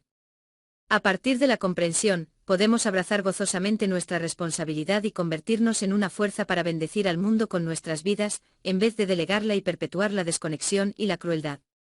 Con la conciencia, nuestro comportamiento cambia naturalmente, y los cambios de comportamiento individuales se propagan a través de la red de relaciones y pueden dar lugar a una transformación social y a nuevas dimensiones de libertad, alegría y creatividad para todos. Todo comienza con nuestra conexión más íntima y profunda con el orden natural, nuestro símbolo espiritual más primario y nuestro ritual social más fundamental, el comer. Capítulo 2. Las raíces de nuestra cultura. ¿Por qué tantos sacrificios en mi honor? Dice el Señor. Ya estoy saciado de vuestros animales, de la grasa de vuestros becerros. No me agrada la sangre de toros, corderos y cabras. Vuestras manos están llenas de sangre. Lavaos, purificaos. No me hagáis testigo de vuestras malas acciones. Isaías 1 y 11, 15, 16. La crueldad hacia los animales es como si el hombre no amara a Dios. Hay algo tan espantoso, tan satánico, en atormentar a aquellos quienes nunca nos han hecho daño, y que no pueden defenderse por sí mismos, que están totalmente bajo nuestro poder. Cardenal John Henry Newman. La cultura de pastoreo. La mayoría de nosotros no piensa que nuestra cultura es una cultura de pastoreo. Al mirar alrededor vemos principalmente vehículos, carreteras, suburbios, ciudades y fábricas, y si bien hay enormes campos de cereales y ganado pastando en el campo, quizá no nos demos cuenta de que casi todo el grano es cultivado para alimentar al ganado, y que la mayoría de los incontables miles de millones de aves, mamíferos y peces que consumimos están cautivos fuera de nuestra vista en enormes campos de concentración llamados granjas industriales. Aunque hoy en día no es tan obvio para nosotros como lo era hace unos pocos miles de años para nuestros antepasados, nuestra cultura es esencialmente, al igual que la suya, una cultura de pastoreo organizada alrededor de la posesión, el comercio y el consumo de animales.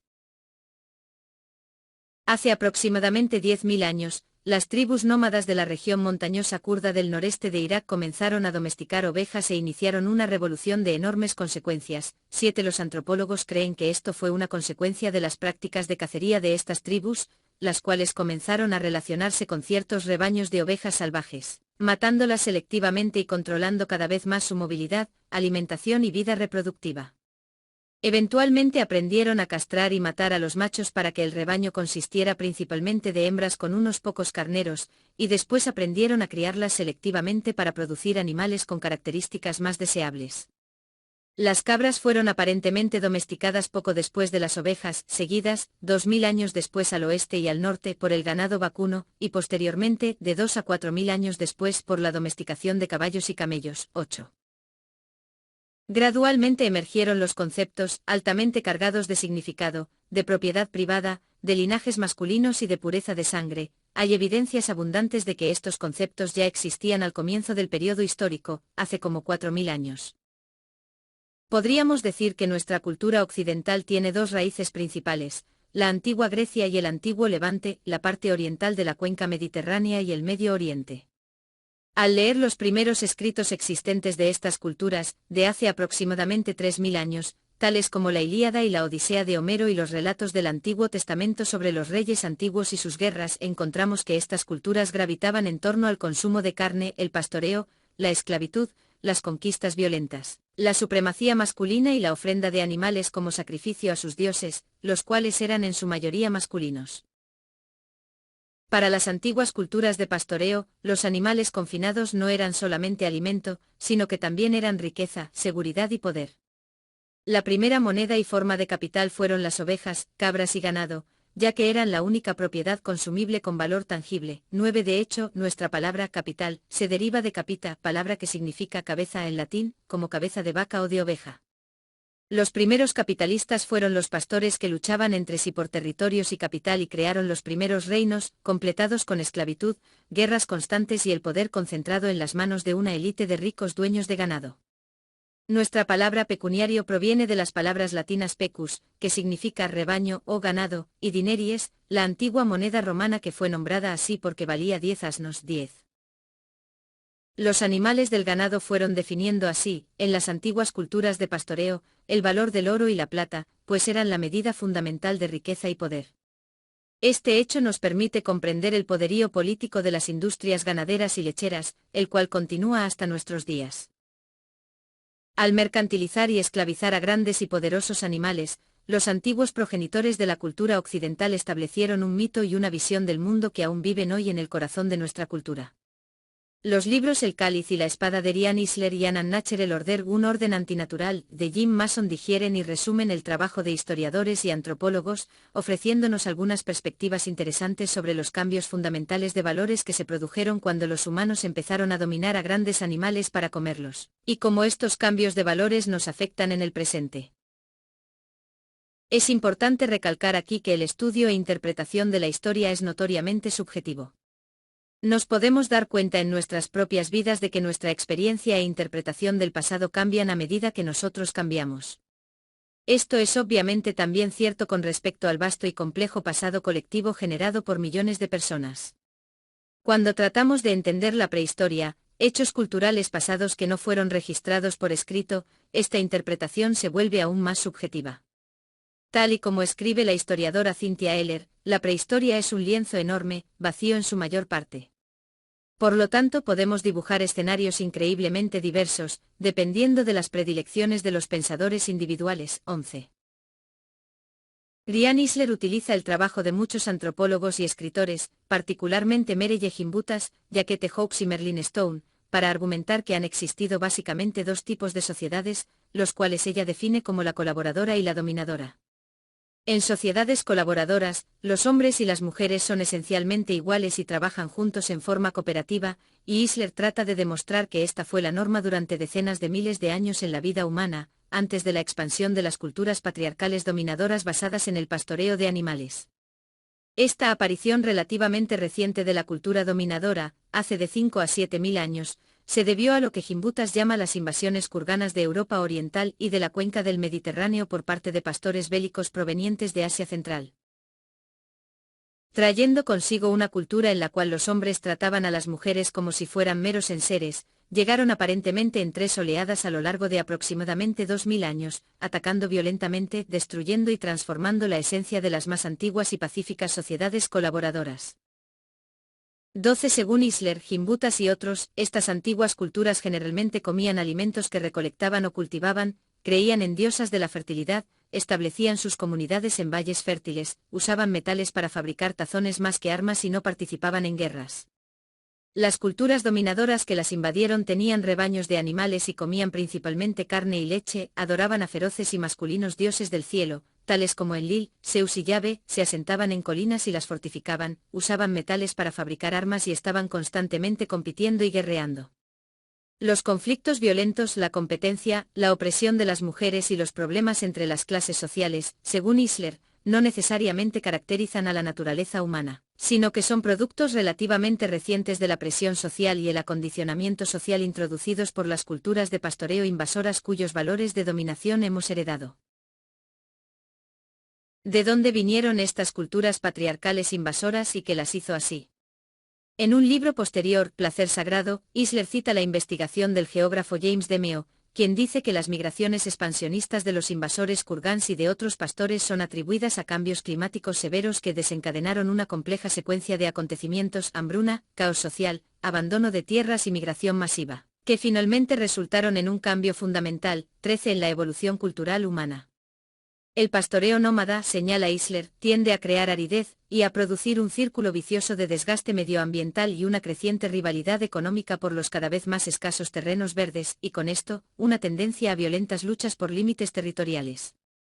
14 Isler añade que la práctica del pastoreo de animales produce el endurecimiento psicológico característico de las culturas dominadoras. El sistema del pastoreo se basa en la esclavización de seres vivos que serán explotados por lo que producen, y que finalmente morirán.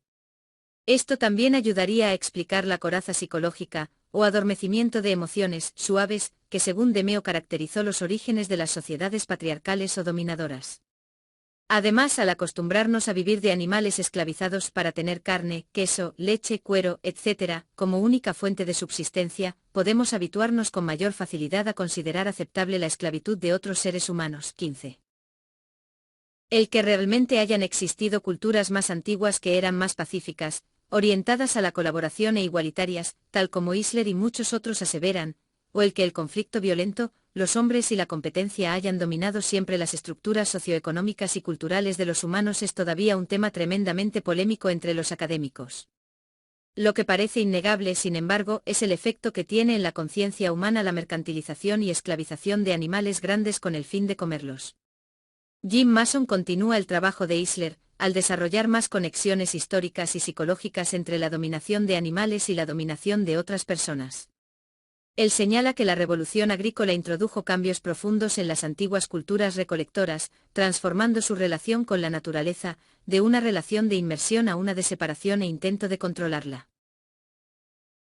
De esta separación surgieron dos tipos de agricultura, de plantas o de animales, y la distinción entre ellas es significativa.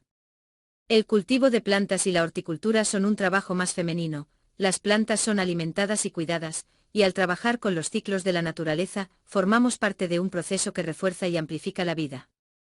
Es un trabajo que afirma la vida, es humilde y apoya a nuestro lugar en la red de la vida. Por otro lado, la ganadería de animales grandes siempre fue un trabajo de hombres y desde el principio requirió fuerza violenta para contener, controlar, guardar, castrar y finalmente matar a poderosos animales.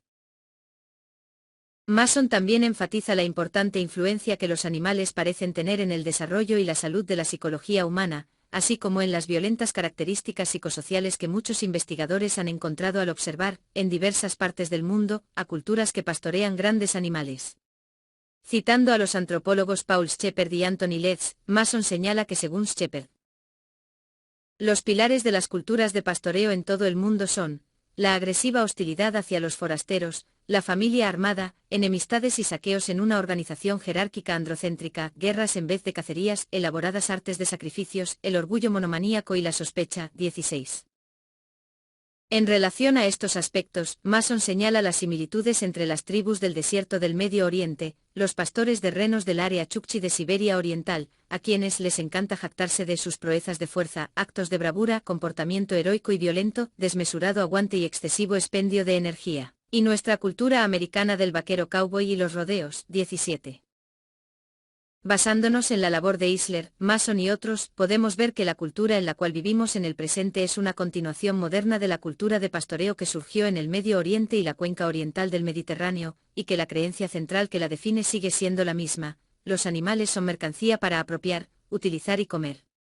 Por extensión, la naturaleza, las tierras, los recursos y las personas también son considerados como mercancías para apropiar, utilizar y explotar. Si bien hoy día esto nos parece lógico a nosotros, los modernos habitantes de una cultura capitalista que arrea y consume animales, este es un punto de vista con enormes consecuencias. La mercantilización de animales marcó la última verdadera revolución en nuestra cultura, completamente redefiniendo las relaciones de los humanos con los otros animales, la naturaleza, lo divino y los unos con los otros.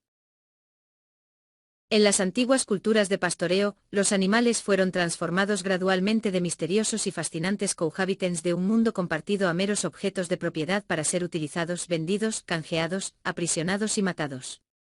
Ya no más salvajes y libres, fueron tratados con cada vez más violencia y falta de respeto, y finalmente se convirtieron en seres despreciables e inferiores a los ojos de los pastores /arreadores de la cultura emergente. 18. Los animales salvajes comenzaron a ser vistos simplemente como amenazas potenciales para el capital de animales cultivados, y del mismo modo otros seres humanos también empezaron a ser vistos como amenazas para los animales cultivados, o como posibles objetivos de saqueo en caso de poseer animales.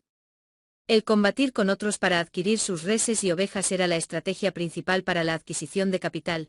La antigua palabra aria en sánscrito para la guerra, gavya, significa literalmente el deseo de más ganado. 19. Parece que la guerra, el pastoreo de animales, la opresión de lo femenino, el capitalismo y el deseo de más capital /ganado han estado relacionados entre sí desde su antiguo nacimiento en la mercantilización de animales grandes. Cuanto más grandes y más poderosos eran los animales arreados, más feroces, crueles y violentas tuvieron que ser las culturas para lograr dominarlos y protegerlos de animales salvajes merodeadores y de otras personas. 20. Los animales más grandes eran los vacunos y los caballos, y durante milenios las culturas que criaban a estos animales, establecidas originalmente en el Medio Oriente y en el Mediterráneo Oriental, entablaron guerras increíblemente viciosas y crueles entre sí mismas y en contra de pueblos más débiles. Es así que gradualmente y a la fuerza extendieron su cultura y sus valores de pastoreo en toda Europa y en la mayor parte de Asia. Desde Europa, esta misma cultura de pastoreo se extendió con el tiempo a las Américas. Y continúa extendiéndose hoy día a través de corporaciones transnacionales tales como Conagra, Cargill, Smithfield y McDonald's, así como a través de proyectos patrocinados por el Banco Mundial y las Naciones Unidas, misioneros religiosos y obras de beneficencia pública que propagan la esclavitud de animales, tales como el Proyecto Heifer. En la esencia de esta antigua cultura, que se convirtió en lo que hoy llamamos civilización occidental, estaba la supremacía absoluta de los humanos sobre los animales, reforzada a través de las comidas diarias. La riqueza y el prestigio de los hombres comenzaron a ser medidos en términos de la cantidad de animales cultivados que poseían y del tamaño de los terrenos controlados por ellos para el pastoreo de sus animales. El modelo a seguir para los niños pequeños se convirtió en el del exitoso protocapitalista, el macho pastor y guerrero, duro, frío, emocionalmente distante y capaz de inquebrantable violencia.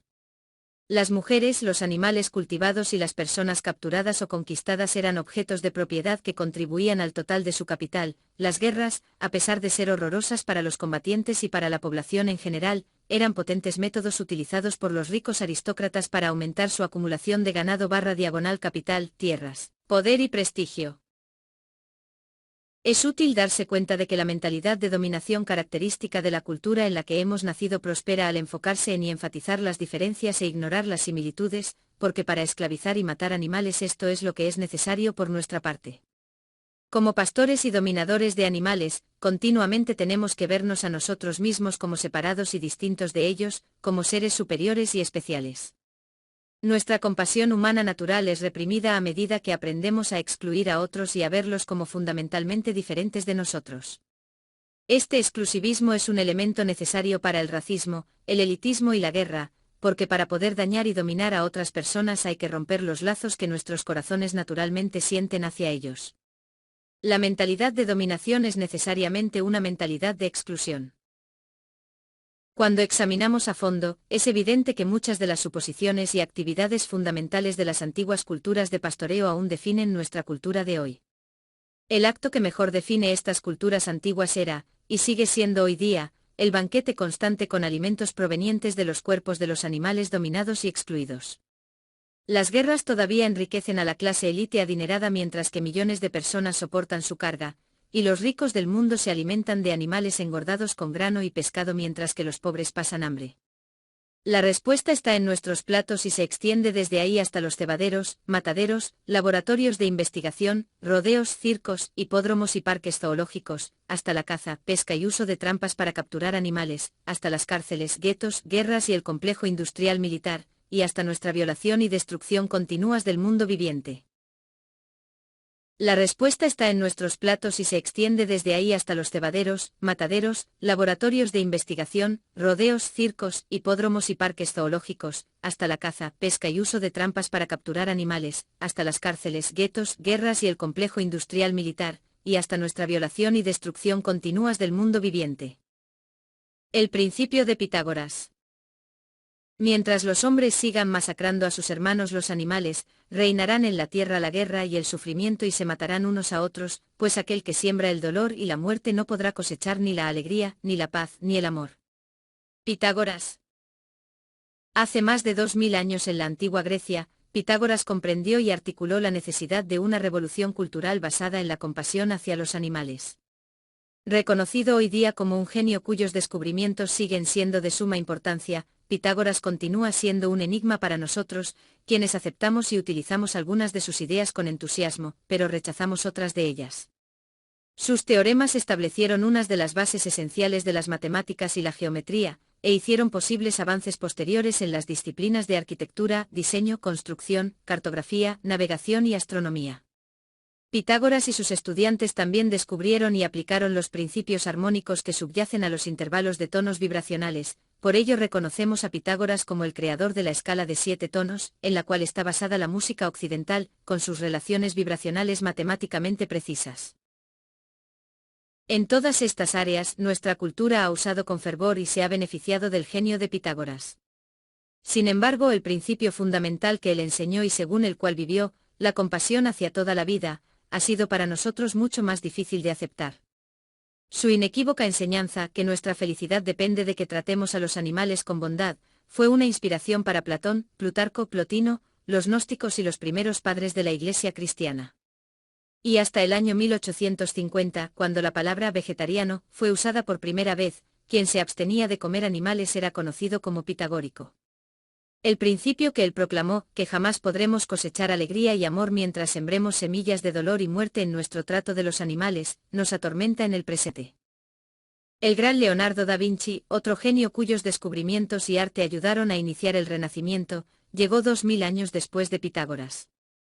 De nuevo nuestra cultura ignoró sus palabras proféticas acerca de las nefastas consecuencias de nuestras comidas. Desde una edad temprana he repudiado el comer carne, y llegará el día en que los hombres como yo verán el asesinato de un animal como ahora ven el de un hombre. 21 Además de Pitágoras y Leonardo da Vinci, hemos continuado haciendo lo mismo. Tomar con mucho gusto sus regalos excepto cuando rompen el tabú de la cultura de pastoreo y ponen en juicio la vaca sagrada de comer animales.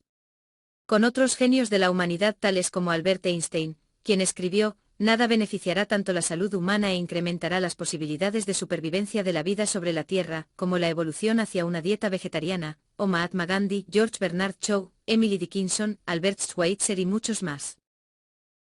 La revolución vegana.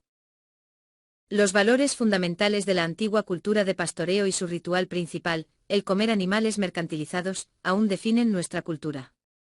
Nuestro profundo deseo de evolucionar a un nivel espiritualmente más maduro de comprensión y de vida, y de crear un orden social que promueva más justicia, paz, libertad, salud, cordura, prosperidad, sustentabilidad y felicidad, requiere absolutamente que dejemos de ver a los animales como objetos de consumo y que cambiemos a una alimentación basada en plantas. Esto nos bendeciría enormemente al liberarnos de la rutina de practicar, negar y proyectar violencia, y nos ayudaría a cultivar la igualdad y la bondad amorosa en nuestras relaciones, así como a desarrollar nuestra capacidad de serenidad interior. Al sembrar y cuidar semillas de inclusividad y sensibilidad, podemos cosechar un entendimiento de nuestra interconectividad y una capacidad para vivir en paz. Esto significa hacer mucha depuración interior, debido a que la cultura de pastoreo en la cual hemos nacido ha sembrado en nosotros semillas de competitividad, arrogancia, ansiedad y desconexión. Al ver a los animales y a la gente como tus en vez de esos 22 y al cultivar la conciencia y la compasión, podemos alimentar en nosotros las semillas de la cooperación y el cariño e interés por los demás. Somos bendecidos al bendecir a otros, pero al usar o excluir a otros, o al buscar controlarlos o dominarlos, quedamos atrapados en el sufrimiento y nos hacemos aún más esclavos del espejismo de separatividad, que es la orientación fundamental de la cultura del pastoreo. Cuando cultivamos el ser plenamente conscientes de las consecuencias de nuestras elecciones alimentarias y adoptamos conscientemente una manera de comer basada en el consumo de plantas, negándonos a participar en la dominación de los animales y el entorpecimiento de la conciencia que eso requiere, hacemos una profunda declaración que fluye de nuestra capacidad de hacer conexiones y que a la vez la refuerza. Nos convertimos en una fuerza de sensibilidad, curación y compasión. Nos convertimos en una revolución de una persona, contribuyendo a la fundación de un nuevo mundo con cada comida que comemos. Y a medida que compartimos nuestras ideas con los demás, promovemos lo que podría ser la revolución más edificante y curativa que nuestra cultura jamás haya experimentado. De hecho, cuando hablamos de las diversas revoluciones que supuestamente han transformado nuestra cultura, tales como la revolución industrial, la revolución científica y la revolución de la información y las comunicaciones, demostramos tener una perspectiva muy reducida de la realidad. Ninguna de ellas es de hecho una revolución, ya que todas ellas se han llevado a cabo totalmente en el contexto de una cultura de mercantilización, explotación y dominación. Estas supuestas revoluciones no han cambiado los valores culturales que las sustentan, si acaso, los han reforzado aún más. Una verdadera revolución debe ser mucho más fundamental. La revolución exigida por nuestro anhelo de paz, libertad y felicidad debe darle a nuestra cultura unos nuevos cimientos y desplazarla fuera de sus valores ganaderos de opresión y desconexión hacia los valores posganaderos de respeto, bondad, igualdad, sensibilidad y conectividad. Por encima de todo, esta revolución debe cambiar la relación que tenemos con nuestras comidas, nuestros rituales más practicados, y con nuestros alimentos, nuestro símbolo interior y exterior más poderoso. No hay ninguna acción que abarque estos cambios revolucionarios de forma más profunda, radical y positiva que la adopción de una dieta basada en el consumo de plantas por razones éticas. No hay acción más subversiva para el orden establecido que cultivar la conciencia con el fin de trascender la opinión de que los animales son meras mercancías. Nos estamos despertando de la pesadilla de mercantilizar y depredar a los animales. La revolución de compasión que está creciendo en nuestra conciencia y nuestra cultura exige que dejemos de comer animales no solamente para nuestro beneficio personal, ya sea de salud o financiero, sino que también exige que lo hagamos de corazón, porque nos importan los animales, los seres humanos y la vasta red de vidas interconectadas que son dañadas y destruidas por nuestras comidas de origen animal. La palabra que refleja esta ética y esta motivación es vegan, acuñada en 1944 en Inglaterra por Donald Watson. Watson no estaba satisfecho con la palabra vegetariano, ya que no representa el aspecto de la motivación y únicamente se refiere a la exclusión de la carne animal de la dieta. Él formó la nueva palabra inglesa vegan a partir de las 3 primeras y 2 últimas letras de la palabra inglesa vegetarian. Pero quería que se pronunciara completamente diferente vegan, para recalcar su aportación revolucionaria. 23. Esta es su definición, tomada de los estatutos de la Sociedad Vegana de Inglaterra. El veganismo denota una filosofía y una forma de vida que busca excluir, hasta donde sea posible y práctico, todas las formas de explotación de animales y todas las formas de crueldad hacia animales, ya sea para la alimentación, la ropa o cualquier otro propósito, y que por extensión, promueve el desarrollo y uso de alternativas libres de productos animales para el beneficio de los seres humanos, los animales y el medio ambiente. 24. La palabra vegano es más reciente y más difícil de aceptar que vegetariano, porque incluye en su círculo de incumbencia a todos los seres sintientes, aborda todas las formas de crueldad innecesarias desde una perspectiva esencialmente ética, cuya motivación es la compasión en lugar de la salud o la pureza. Apunta a una antigua idea que ha sido articulada durante muchos siglos, especialmente en las tradiciones espirituales del mundo, indica una mentalidad de inclusividad expansiva y es capaz de abrazar a la ciencia y prácticamente a todas las religiones porque es una manifestación del anhelo universal de paz, justicia, sabiduría y libertad. El movimiento vegano contemporáneo está basado en la bondad amorosa y la plena consciencia de nuestros efectos sobre los demás. Es revolucionario porque trasciende y renuncia al violento núcleo de la cultura de pastoreo en la que vivimos. Está basado en vivir la verdad de la interconectividad, y por ende conlleva a conscientemente reducir al mínimo el sufrimiento que imponemos a los animales, los seres humanos y los biosistemas, nos libera a todos de la esclavitud de convertirnos en meras mercancías. Significa el nacimiento de una nueva conciencia, la resurrección de la inteligencia y la compasión, y el rechazo básico de la crueldad y la dominación. Es nuestra única esperanza real para el futuro de nuestra especie, porque se ocupa de la causa en lugar de estar preocupado únicamente por las consecuencias. A partir de esta nueva conciencia podemos lograr prácticamente cualquier cosa, pues representa las transformaciones fundamentales y positivas que anhelamos, tanto a nivel personal como cultural, y exige que cambiemos algo fundamental, nuestros hábitos alimentarios. Es curioso que queramos una transformación sin tener que cambiar. Sin embargo, la transformación fundamental que se requiere hoy día exige el cambio más fundamental, un cambio en nuestra relación con la alimentación y con los animales, que provocará un cambio en nuestro comportamiento. Para algunos, hacerse vegano puede parecer un paso superficial. ¿Es posible que algo tan simple realmente nos pueda cambiar? Sí. Teniendo en cuenta el poder de la programación en nuestra infancia y la inercia e insensibilidad de nuestra cultura hacia la violencia en contra de los animales, convertirse auténticamente en un vegano comprometido solo puede ser el resultado de un verdadero avance espiritual. Este avance es el fruto del esfuerzo y la maduración, sin embargo, no es el fin sino el comienzo de un mayor desarrollo espiritual y moral. El veganismo todavía es extremadamente raro, incluso entre personas que se consideran a sí mismas aspirantes espirituales, debido a que las fuerzas del condicionamiento social temprano son sumamente difíciles de transformar. Sin embargo, hemos sido llamados al veganismo, de otra manera nuestra cultura no logrará más que continuar con la devastación hasta un eventual suicidio. Capítulo 3. La naturaleza de la inteligencia. No se debe creer que todos los seres existen para el bienestar del hombre. Por el contrario, todos los otros seres también fueron hechos para su beneficio propio y no para el de algo más. Maimónides. Si uno mira fríamente el lío que el hombre ha hecho de la historia, es difícil evitar la conclusión de que está afectado por algún trastorno mental intrínseco que lo impulsa hacia la autodestrucción. Arthur Koestler. Sobre el tabú de saber a quién comes. La supresión de la conciencia, requerida por nuestras prácticas universales de comercializar, esclavizar y matar animales para comer, genera el trastorno mental intrínseco que nos impulsa hacia la destrucción, no solo de nosotros mismos sino de las demás criaturas vivientes y los sistemas de esta tierra. La práctica de explotar brutalmente animales para comer se ha vuelto invisible en nuestra cultura debido a que hemos llegado a considerarla como algo normal, natural e inevitable. A pesar de ser fundamental, sigue siendo prácticamente ignorada en los actuales discursos públicos acerca del por qué tenemos los problemas que tenemos y de cómo podemos resolverlos. Esta falta de atención consciente es trágica en el sentido clásico 25 asterisco. Y se deriva del hecho de que los escritores, oradores, investigadores, teólogos, médicos, políticos, empresarios, economistas y los que están en posiciones de liderazgo e influencia, así como aquellos que no lo están, todos comen con regularidad alimentos derivados de animales tratados con crueldad y prefieren ignorar colectivamente las inquietantes consecuencias de este comportamiento. Nuestra cultura nos incita a todos a ser omnívoros.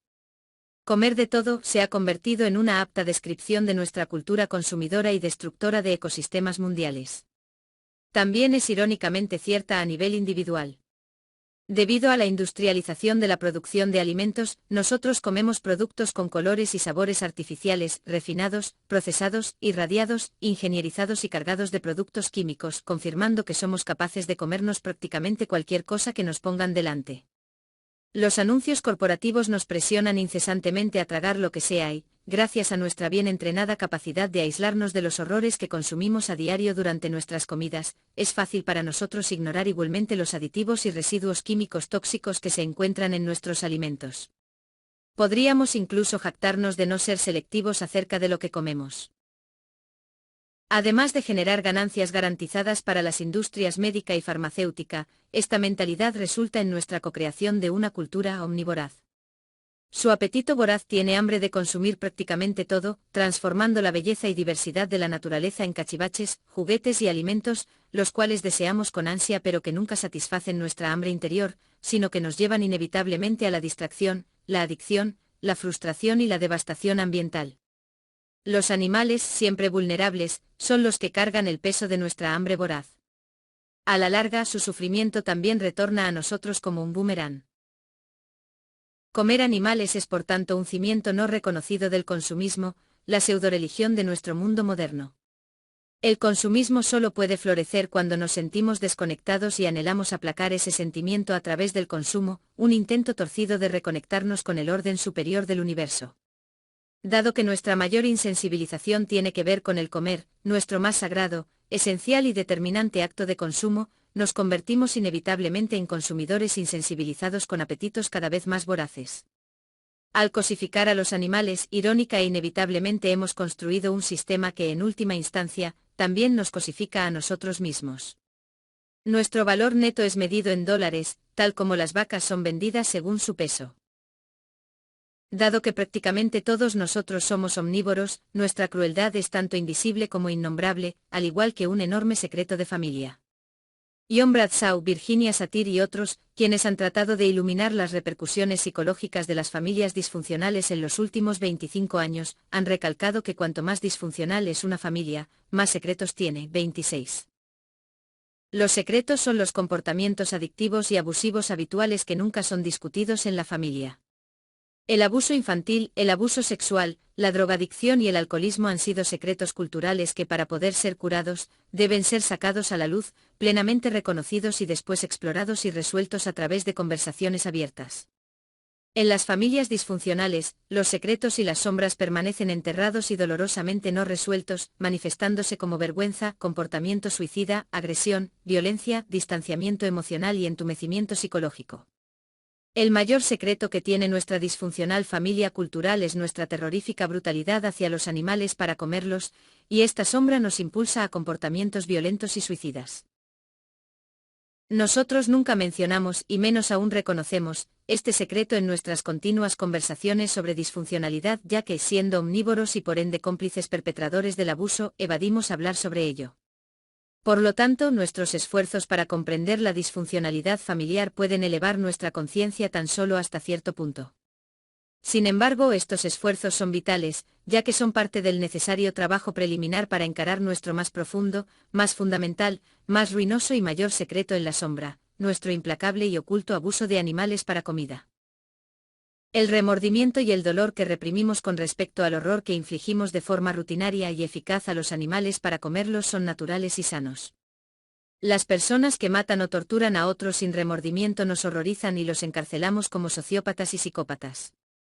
Sin embargo, nosotros torturamos y matamos animales, seres vivos que sienten el mismo dolor y miedo que nosotros, y aunque tratamos de ignorar y banalizar el sufrimiento que les infligimos, sabemos en lo más íntimo de nuestro ser que es innecesario, espeluznante e inmoral.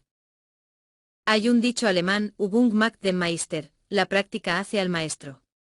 Si practicamos golf y tenis, nos volvemos expertos en golf y tenis, y el golf y tenis se convierten en parte de nosotros y de nuestra forma de ser.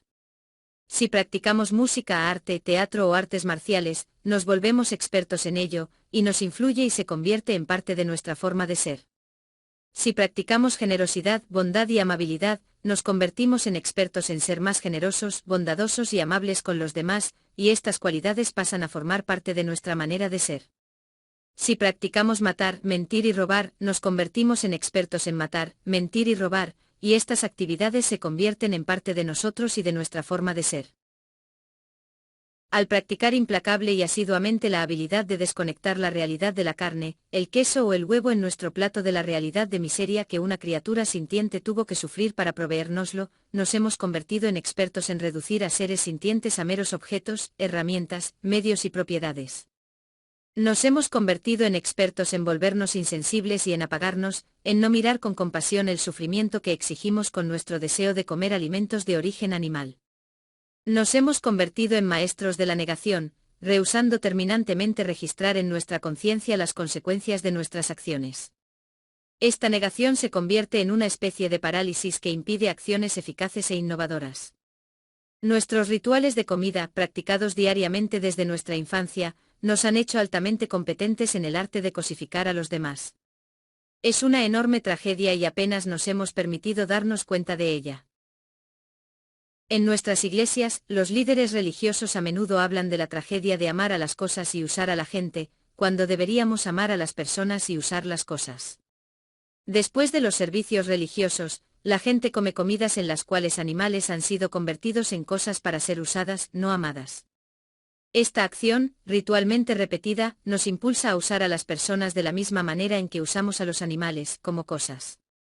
Todos sabemos en lo más profundo de nuestro ser que los otros animales sienten y sufren de la misma manera que nosotros.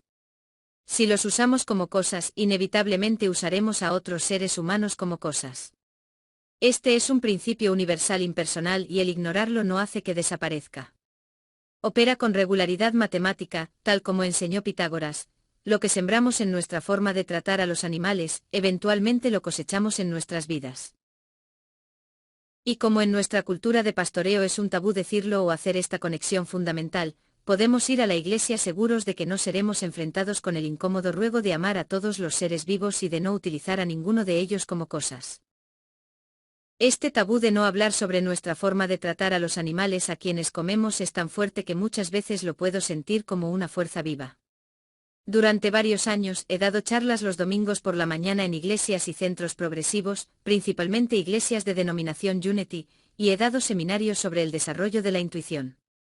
Lo que me encuentro al dirigirme a estos grupos de personas aparentemente progresistas es que en cuanto empiezo a plantear el tema de que ver a los animales como cosas es inherentemente crueldad en contra de los animales y de las consecuencias éticas y espirituales de nuestra práctica cultural de comerlos, me parece que debo atravesar una pared psíquica invisible que se resiste terminantemente a escuchar estas ideas articuladas. Parece la inconsciente negación colectiva del grupo. Esto es irónico ya que los dos fundadores del movimiento Unity, Charles y Myrtle Fillmore, eran vegetarianos éticos que denunciaban la innecesaria crueldad hacia los animales consecuencia de verlos como mercancías, y hablaban en contra de usar Biblias encuadernadas en cuero, el uso de pieles, la vivisección de animales y de perjudicar en modo alguno a nuestros pequeños hermanos y hermanas del mundo animal. Ellos alentaban enérgicamente a la gente para que se abstuviera de comer alimentos de origen animal. Charles escribió copiosamente sobre el tema, diciendo por ejemplo en 1915, por lo tanto, a la luz de la verdad que Dios es amor y que Jesús vino a hacer manifiesto su amor en el mundo, no podemos creer que su voluntad sea que los hombres coman carne o que hagan cualquier otra cosa que cause sufrimiento a los inocentes e indefensos. 27 En 1920 escribió, es innecesario buscar la paz universal en esta tierra mientras los hombres sigan matando animales para comer. 28. Juntos, Charles y Myrtle abrieron la posada vegetariana Unity en las afueras de la ciudad de Kansas, escribiendo, la idea y el objetivo de la posada Unity es demostrar que el hombre puede no solamente vivir, sino vivir bien, con una dieta sin carne. 29 Hoy, solo unos 70 años más tarde, encontramos que su menú está infiltrado de comidas de origen animal, y que la ética vegana que los fundadores de Unity entretejieron en la tela de sus enseñanzas ha sido reprimida y prácticamente olvidada. Lo que sucedió con Unity no es un caso aislado. Sabemos que Buda enseñó la compasión por los animales y una ética vegana de alimentación basada en el consumo de plantas, y sin embargo hay muchas personas que se llaman a sí mismas budistas, pero comen alimentos de origen animal. Se puede argumentar fehacientemente que Jesús y sus seguidores originales difundieron enseñanzas parecidas de compasión hacia los animales y que, por ejemplo, según el investigador Keith Akers, en The Lost Religion of Jesus, la religión perdida de Jesús, esta enseñanza original fue subvertida por Pablo y seguidores posteriores, quienes tenían deseo de carne animal.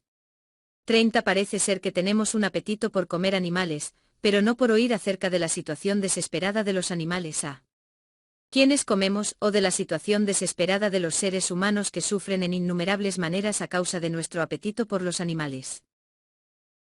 Inteligencia, la capacidad para formar conexiones.